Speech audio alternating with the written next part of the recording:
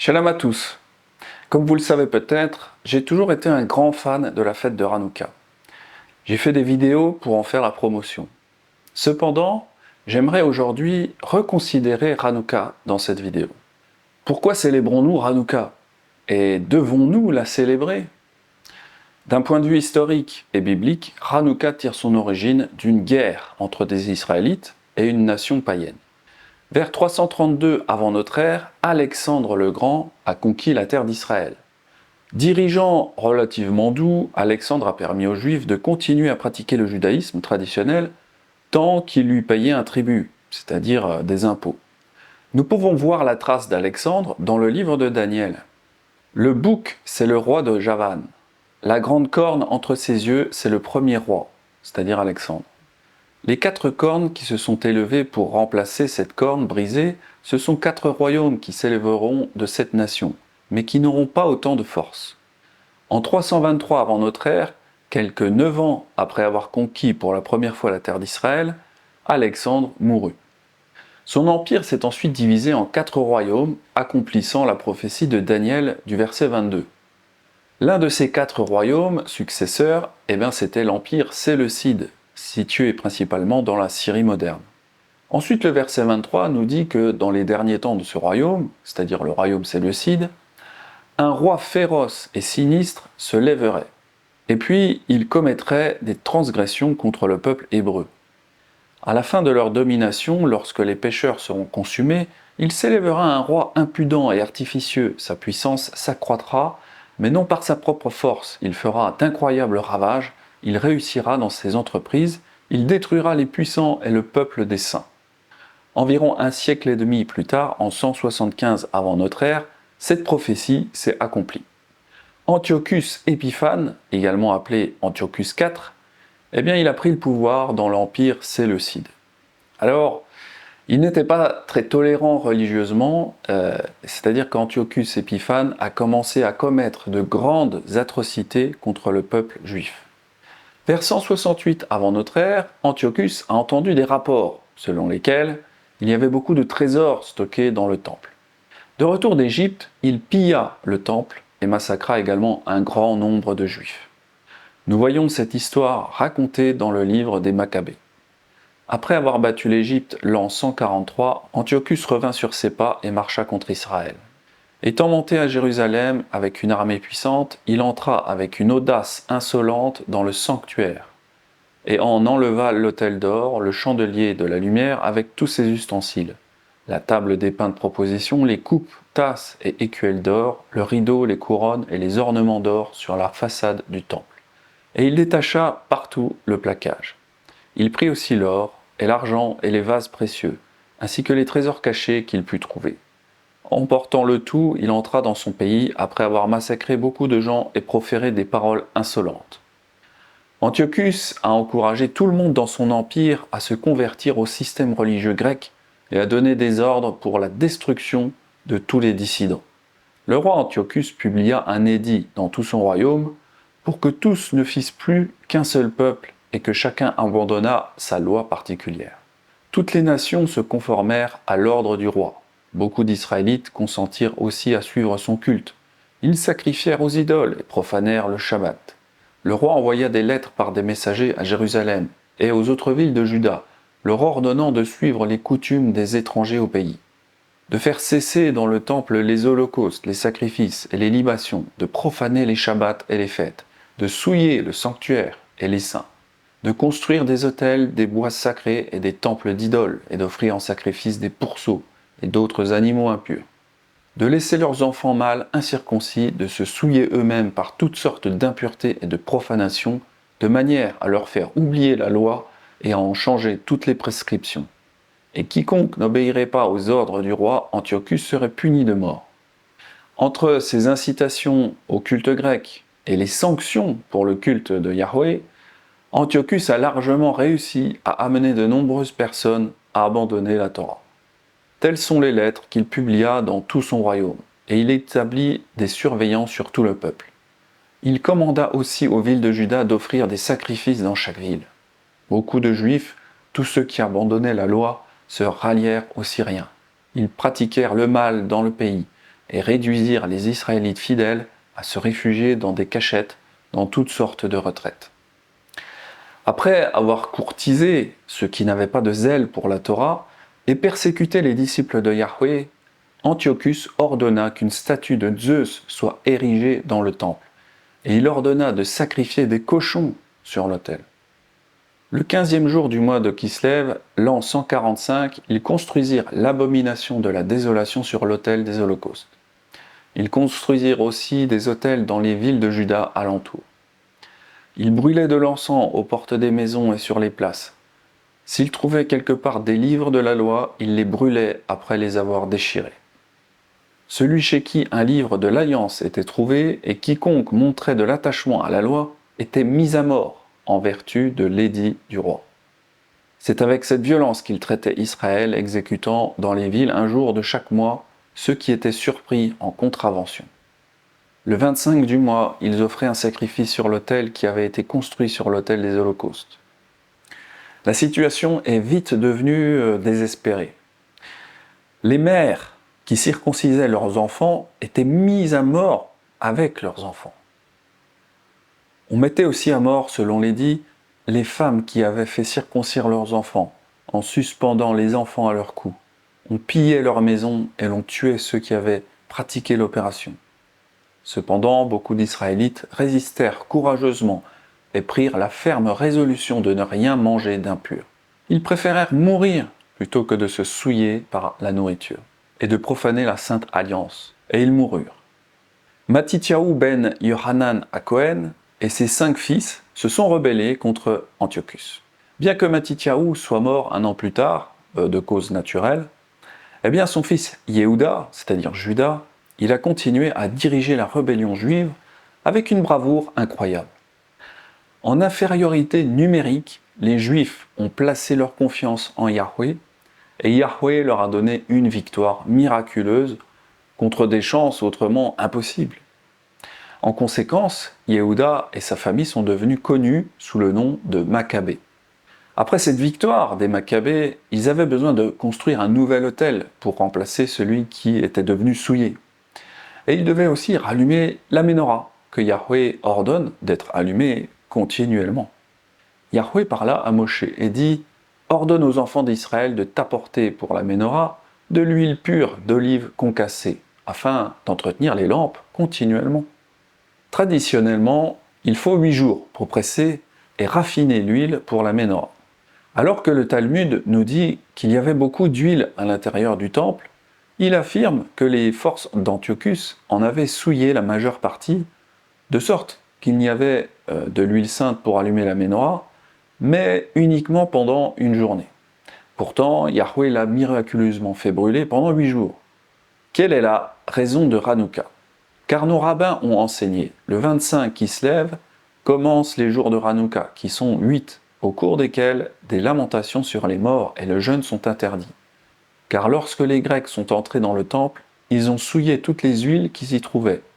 Et lorsque la dynastie hasmonéenne, c'est-à-dire maccabéenne, a prévalu contre eux et les a vaincus, ils ont fait des recherches et n'ont trouvé qu'une seule cruche d'huile qui reposait avec le sceau du souverain sacrificateur, mais qui contenait suffisamment pour l'éclairage d'un jour seulement. Pourtant un miracle s'y fit, et ils allumèrent la lampe avec cela pendant 8 jours. L'année suivante, ces jours furent renommés fêtes, avec le récit du Hallel et action de grâce. Alors, Yahweh a évidemment le pouvoir de faire des miracles. Mais le Talmud, qui a été écrit 400 ou 700 ans après la guerre, prétend que ce prétendu miracle est la raison de Hanouka. Pourtant, ce prétendu miracle n'est pas enregistré dans le livre des Maccabées, qui a été écrit peu après la guerre. Au contraire, le livre des Maccabées dit seulement que les Juifs ont nettoyé le temple, construit un nouvel autel et rallumé la menorah. Aucun miracle où la menorah aurait éclairé pendant 8 jours n'est enregistré dans ce livre. Et ils prirent des pierres brutes, selon la loi, et construisirent un autel nouveau sur le modèle de l'ancien. Ils rebâtirent le sanctuaire ainsi que l'intérieur du temple, et ils sanctifièrent les parvis. Ils confectionnèrent de nouveaux ustensiles sacrés, remplacèrent dans le temple le chandelier, c'est-à-dire la menorah, l'autel des parfums et la table. Ils firent fumer l'encens sur l'autel, allumèrent les lampes du chandelier et ils éclairaient dans le temple. Ils placèrent des pains sur la table et suspendirent les ouales. Si l'équivalent d'une journée d'huile avait vraiment brûlé pendant 8 jours, il semble probable que le livre des Maccabées l'aurait enregistré. Au lieu de cela, le livre des Maccabées nous dit seulement que la cérémonie de reconsécration, c'est-à-dire la dédicace, c'est-à-dire Hanouka en hébreu, eh bien, cette dédicace a duré 8 jours, et que Yehuda Maccabée a ordonné au peuple de célébrer cette fête chaque année. Ils célébrèrent la dédicace de l'autel pendant 8 jours, et ils offrirent des holocaustes avec joie et des sacrifices d'action de grâce et de louange. Ils ornèrent la façade du temple de couronnes et d'écussons, et réparèrent les entrées du temple et les chambres, et leur mirent des portes. Il y eut parmi le peuple une très grande joie, et l'opprobre infligé par les nations fut ôté. Yehuda, d'accord avec ses frères et toute l'assemblée d'Israël, établit que les jours de la dédicace de l'autel seraient célébrés en leur temps chaque année pendant 8 jours, à partir du 25 qui se lève, avec joie et allégresse. Alors, la question qu'on peut se poser, c'est que penser des fêtes et des observances créées par l'homme, telles que Hanouka ou alors Purim. Comme pour la fête de Noël et la fête de Pâques païenne, la première chose que nous devrions admettre, c'est que ces jours de fête ne sont pas commandés par Yahweh. Ils sont en fait commandés par des hommes. Pourtant, Yahweh nous avertit très clairement de ne rien ajouter à ces commandements afin que nous puissions vivre. Maintenant, Israël, écoute les lois et les ordonnances que je vous enseigne. Mettez-les en pratique afin que vous viviez et que vous entriez en possession du pays que vous donne Yahweh, l'Élohim de vos pères. Vous n'ajouterez rien à ce que je vous prescris, et vous n'en retrancherez rien. Mais vous observerez les commandements de Yahweh, votre Elohim, tels que je vous les prescris. Alors il est clair que Yahweh ne nous a pas ordonné d'observer Hanouka, ou alors Purim. Les hommes l'ont fait. Alors, pour diverses raisons, l'Écriture indique que les hommes veulent souvent inventer leur propre jour de fête. Mais que cela n'a jamais été vraiment très agréable à Yahweh. Même lorsque ces jours de fête sont prévus et destinés à l'honorer. Et Aaron vit le veau et bâtit un autel devant lui. Et Aaron cria et dit « Demain, il y aura une fête en l'honneur de Yahweh !» Le lendemain, ils se levèrent de bon matin et ils offrirent des holocaustes et des actions de grâce. Le peuple s'assit pour manger et pour boire, puis ils se levèrent pour se divertir. Dans ce passage très connu d'Exode, Aaron et le peuple ont voulu créer une fête en l'honneur de Yahweh. Mais apparemment, Yahweh n'a pas du tout apprécié cette gentille attention. Au contraire, Yahweh frappa le peuple, car ils avaient fait un veau de fonte pour faire une fête en l'honneur de Yahweh. Alors il y a des petites fêtes en hiver, c'est très courant parmi les nations païennes, et donc il y a beaucoup de ces fêtes qui ont été apportées à l'intérieur de l'église avec des bougies. Alors, il y en a beaucoup, mais il s'agit notamment de la fête de l'Avent. Donc la fête de l'Avent, c'est 4 semaines avant Noël, et cela consiste à allumer une bougie chaque dimanche jusqu'à Noël. Alors ensuite, il y a aussi la Saint-Nicolas, qui se passe le 6 décembre. Alors, c'est pas observé partout en France, donc peut-être vous ne connaissez pas, mais c'est surtout célébré dans l'est de la France. Il y a également la Sainte-Lucie, qui se passe le 13 décembre, qui est surtout observée dans les pays scandinaves. Lucie est un prénom venant du mot latin lux, lucis, désignant la lumière. Alors il existe également un festival à Lyon, appelé Fête des Lumières, le 8 décembre, qui s'appuie sur la fête de l'Immaculée Conception, ou encore la fête de la Vierge Marie. Bref, vous voyez qu'il y a beaucoup de fêtes liées à la lumière durant l'hiver. Et Hanouka entre un petit peu dans cette catégorie. Moi de même, ayant vécu plus de 30 années dans les fêtes païennes, j'aimais ces fêtes où l'on allume des bougies. Alors Noël est aussi une fête où la lumière joue un rôle fondamental. Vous avez les guirlandes sur l'arbre vert, vous avez les bougies qu'on allume traditionnellement. Il était donc naturel pour moi d'être attiré par Hanouka, qui consiste à allumer une bougie tous les soirs pendant 8 jours. Pourtant, alors qu'il semble naturel pour les hommes de vouloir célébrer la lumière dans les ténèbres de l'hiver, Yahweh nous dit de n'ajouter aucune de ces fêtes païennes, de la lumière, à son calendrier. Lorsque Yahweh ton Elohim aura exterminé les nations que tu vas chasser devant toi, lorsque tu les auras chassées et que tu te seras établi dans leur pays, garde-toi de te laisser prendre au piège en les imitant après qu'elles auront été détruites devant toi. Garde-toi de t'informer de leur Dieu et de dire « Comment ces nations servaient-elles leur Dieu ? Moi aussi je vais faire de même. » Tu n'agiras pas ainsi à l'égard de Yahweh ton Elohim, car elles servaient leur Dieu en faisant toutes les abominations qui sont odieuses à Yahweh. Et même, elles brûlaient au feu leurs fils et leurs filles en l'honneur de leur Dieu. Vous observerez et vous mettrez en pratique toutes les choses que je vous ordonne. Vous n'y ajouterez rien, et vous n'en retrancherez rien. Alors, Yahweh a en effet donné une victoire miraculeuse aux Juifs dans leur guerre contre Antiochus Épiphane et les Séleucides. Et rien ne pourra jamais enlever cela. Pourtant, il y a eu de nombreuses autres victoires miraculeuses dans l'histoire d'Israël, comme lorsque Yahweh a abattu le mur à Jéricho, dans Josué 6. Vous avez aussi la victoire miraculeuse de Gédéon sur les Madianites, dans Juge 7. Et puis vous avez le massacre des Philistins par Samson, dans le livre des Juges, au chapitre 16. Et bien d'autres victoires miraculeuses encore. Cependant, ce n'est pas pour autant que nous devons ajouter des jours de fête au calendrier de Yahweh à cause de ces autres miracles. Mais alors, pourquoi devrions-nous ajouter au calendrier de Yahweh parce qu'il a donné une victoire contre Antiochus Épiphane ou à cause d'un prétendu miracle avec de l'huile? Vous savez, si nous devions faire une nouvelle fête à chaque fois que Yahweh a fait un miracle, je pense qu'il y aurait des fêtes tous les jours de l'année. Alors, il y a un contre-argument pour Hanouka. Ceux qui préconisent de célébrer Hanouka notent que Yeshua était à Jérusalem au moment de Hanouka, ici appelée la fête de la dédicace. On célébrait à Jérusalem la fête de la dédicace. C'était l'hiver, et Yeshua se promenait dans le temple, sous le portique de Salomon. Cependant, nous devons faire attention de noter qu'il n'est pas dit que Yeshua célébrait la fête de la dédicace. Il est juste dit qu'il était à Jérusalem à ce moment-là. Et ce n'est pas la même chose que de célébrer ou de monter à Jérusalem pour Hanouka. Yeshua aurait pu être là pour bien d'autres raisons, mais la plus évidente était qu'il était à Jérusalem pour continuer son ministère, à savoir de prêcher que le royaume des cieux était proche.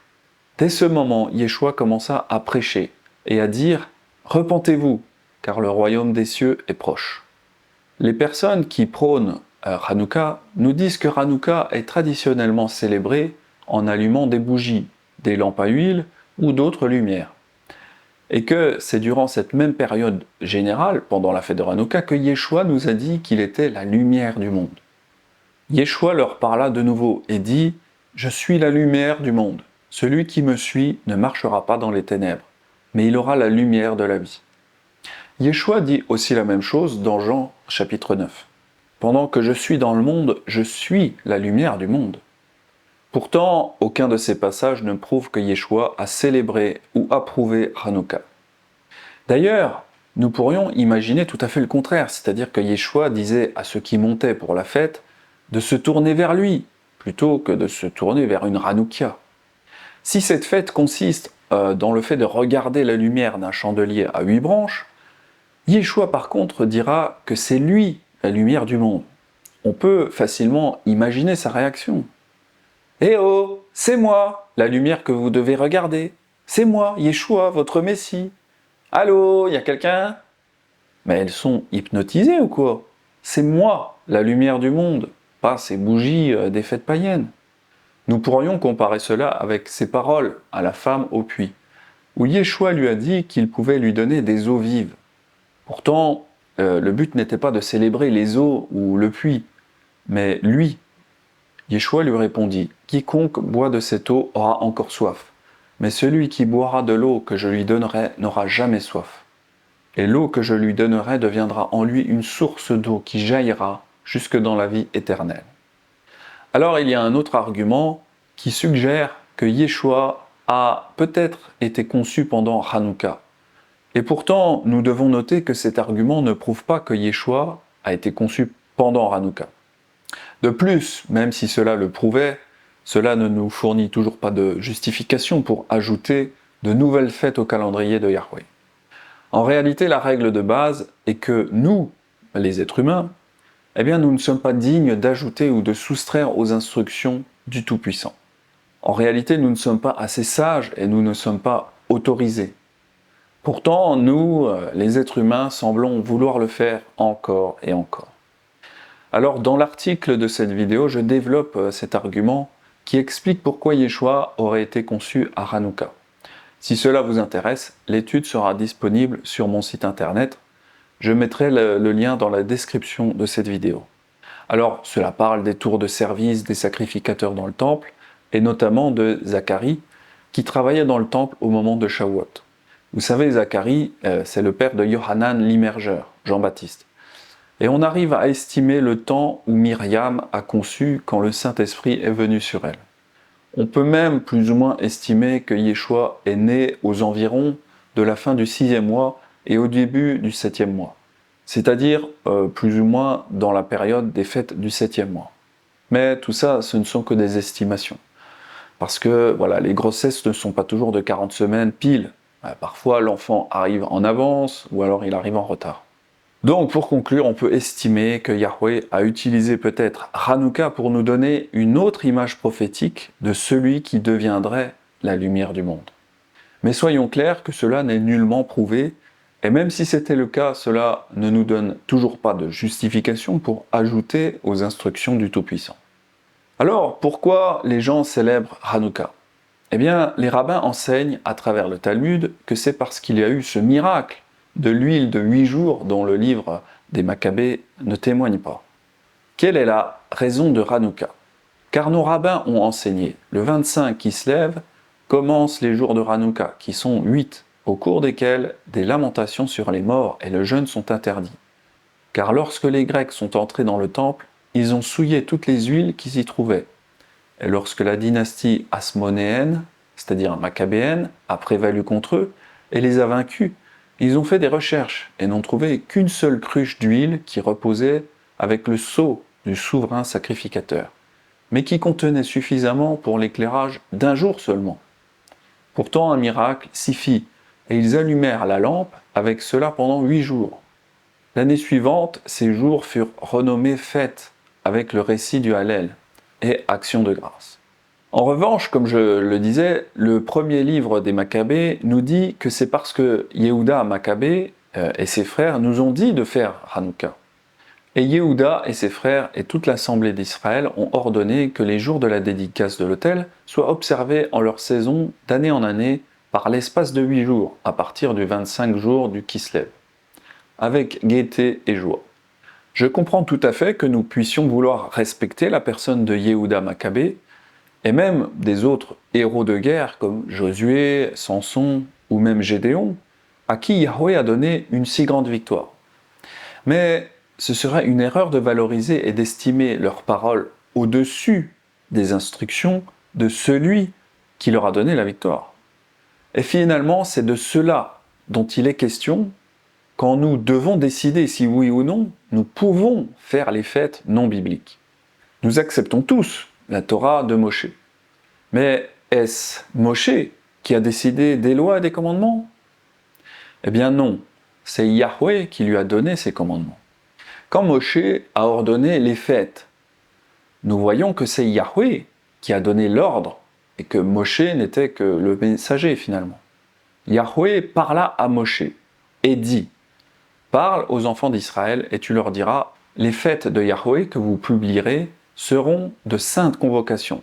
Voici quelles sont mes fêtes. » Pour les autres fêtes, comme Purim ou Hanouka, nous ne voyons pas le nom de Yahweh. C'est d'ailleurs une des grandes caractéristiques du livre d'Esther. Le nom de Yahweh n'y est jamais écrit. Mardoché écrivit ces choses, et il envoya des lettres à tous les Juifs qui étaient dans toutes les provinces du roi Assuérus, au près et au loin. Il leur prescrivait de célébrer chaque année le 14e jour et le 15e jour du mois d'Adar. Vous savez, c'est un peu comme le jeu qu'on connaît tous, ce fameux jeu Jacadie. Alors je vous rappelle la règle de Jacadie. Je vais dire des phrases, et si ma phrase commence par Jacadie, alors on doit faire ce que j'ai dit. Mais si je dis une phrase qui ne commence pas par Jacadie, alors on ne doit absolument pas faire ce que j'ai dit. Jacadie a dit lève tes 2 bras. Baisse tes bras. Je n'ai pas dit Jacadie. Rappelez-vous, quand nous étions petits, on se faisait toujours avoir à ce jeu, parce qu'on écoutait et on obéissait aux ordres, même sans avoir entendu Jacadie. Aujourd'hui, c'est un peu pareil pour le spirituel. Nous écoutons les hommes, ou même des femmes, mais sans nous inquiéter de savoir si c'est Yahweh qui l'a dit. Nous écoutons parfois les rabbins qui prennent l'autorité de Moshe, mais qui ne parlent pas au nom de Yahweh. Ils parlent en leur propre nom. Et cela fait une très grande différence. Vous savez, ce n'est pas parce qu'un homme a fait de grandes choses pour Elohim, remporté des batailles miraculeuses, que nous devons l'écouter. Regardez l'exemple de Gédéon. Il a remporté une bataille contre les Madianites. Ils étaient 300 et ils ont battu une grande multitude de Madianites. Enfin, tout ça pour dire que sa victoire a été un miracle. Malgré tout, cela n'a pas empêché Gédéon de chuter plus tard, ainsi que tout Israël, car il avait fait un éphod avec le butin des Madianites et des Ishmaélites. Gédéon en fit un éphod, et il le plaça dans sa ville à Ophra, où il devint l'objet des prostitutions de tout Israël, et il fut un piège pour Gédéon et pour sa maison. Vous savez, un homme, ça reste un homme, malgré ses grandes victoires. Mais quant à nous, nous devrions rester comme des enfants purs quand nous faisons les commandements. Avons-nous entendu dire « Yahweh a dit » de faire? Ou alors n'avons-nous pas entendu « Yahweh a dit » ? Si Yahweh a dit, alors je le fais. Si c'est Yehuda ou Mordechai qui a dit, alors je ne fais pas. Aussi grands et célèbres et admirables que soient ces hommes, eh bien, ils ne sont pas Elohim. Si Yahweh ne nous a pas dit de faire Purim ou Hanouka, alors nous ne devrions pas écouter Yehuda et ses frères, ni même écouter Esther ou Mardoché, car ils ne sont pas Yahweh Elohim. Je profite de cette vidéo pour vous demander pardon à tous et à toutes d'avoir fait la promotion de ces fêtes dans le passé. Je veux aujourd'hui corriger cela et vous informer qu'on devrait faire uniquement ce que Yahweh commande. Pas plus, pas moins. Cet enseignement est une traduction du cours Hanouka Reconsidered de Norman Willis. Quant à moi, je vous dis à très très vite pour de futurs enseignements nazaréens. C'était Benjamin. Un grand shalom. Jacadie, lève ton bras. Jacadie, lève ta jambe. Lève tes 2 bras. C'est très bien.